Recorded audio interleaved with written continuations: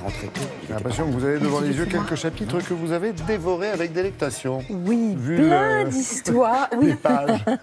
Plein d'histoires, mais aussi d'ailleurs la grande histoire dans La splendeur des Bruneuf d'Izot Williams chez Fayard. Bruneuf, un nom qui résonne comme une petite Madeleine chez tous ceux qui ont lu les aventures de l'éléphant Babar. Livre qui a enchanté des générations d'enfants dans le monde entier, les a traumatisés aussi, oui. avec la maman du petit Babar qui est abattu par les chasseurs au départ, mais qui heureusement va trouver la vieille dame. Le fondateur, le créateur de Babar, c'est donc Jean de Bruneuf, et grâce à son fils, Mathieu, 92 ans aujourd'hui, qui a été un grand pédiatre, on découvre l'origine de Babar. Mathieu de Bruneuf, on est en 1930, il a 4 ans. C'est un petit garçon pas très sage. Il a mangé trop de pâtes d'amande, il est malade comme un chien. Sa mère, Cécile, pour le distraire de sa douleur, de sa peine, lui invente une histoire d'éléphant. Il dit d'ailleurs que c'est très bizarre parce que sa mère ne lui racontait jamais d'histoire. Le lendemain matin, avec son frère Laurent, il réclame la suite de l'histoire. Et là, c'est le père, Jean, qui est un peintre, qui est très doué, mais qui est tuberculeux. Donc la maladie lui a un peu fauché son énergie vitale et sa carrière, et qui va commencer à dessiner les aventures de Babar.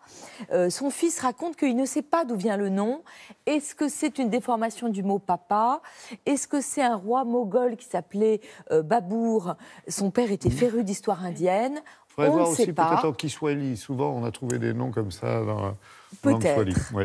Et on a donc toute l'histoire de cet homme merveilleux, Jean de Bruneuf. Mais dans la famille de Bruneuf, je demande aussi la sœur aînée, qui s'appelait Cosette, qui était la fille aînée de Maurice et Marguerite. Maurice était un grand éditeur.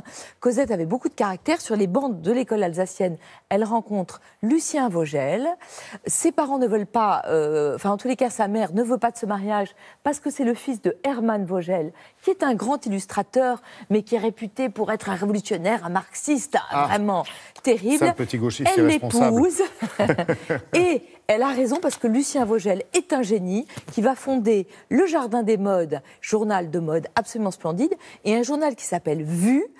Le slogan, c'était « Le texte explique, la photo prouve ». Vue va inspirer le journal Life, extrêmement célèbre aux États-Unis, et même Paris Match. Vogel, c'est un journaliste de génie. Dans la famille de Bruneuf, je demande également l'autre frère qui s'appelle Michel. Michel de Bruneuf, il a été, lui, le patron du Vogue français.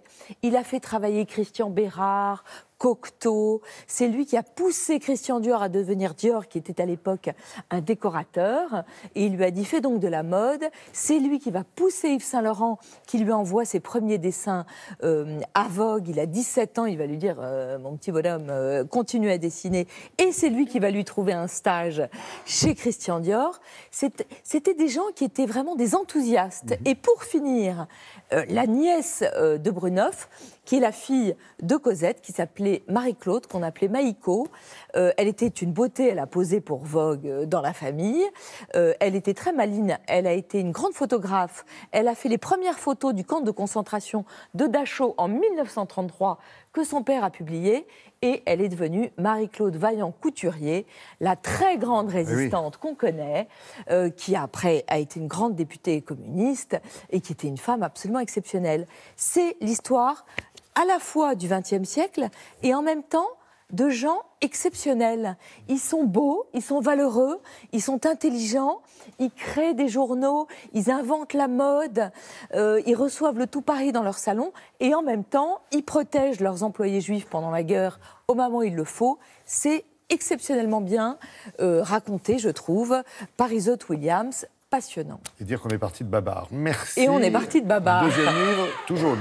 Oui. Vous l'avez entendu, Babar. Avez-vous lu les classiques de la littérature? Est-ce que vous vous rappelez, quand vous étiez petit, parfois vous faisiez des antisèches à l'école? Oui. Eh bien ça, c'est une antisèche de génie, comique en plus, dans laquelle Pascal Fray et Soledad Bravi, elles ont résumé en bande dessinée les grands classiques de la littérature. Donc Les Misérables, Madame Bovary, Belle Amie, Mais oui, c'est absolument génial parce que Soledad Bravi, elle a le don du comique. Donc d'abord, elle rend comique absolument tout et elle fait parler Madame Bovary ou Jean Valjean comme des gens d'aujourd'hui. Donc si vous êtes à l'école et que vous n'avez pas envie d'avaler à la recherche du temps perdu, voilà, un bon petit résumé. Eh bien vous avez un résumé génial. Ou même si vos classiques sont un peu loin, parce que souvent on les a lus ados, eh bien vous pourrez comme ça réviser. C'est aux éditions Rue de Sèvres. C'était Guy Les Bons Tuyaux. Merci Oui, c'est beaucoup. ça. C'est le livre de Guy. C'est exactement ça.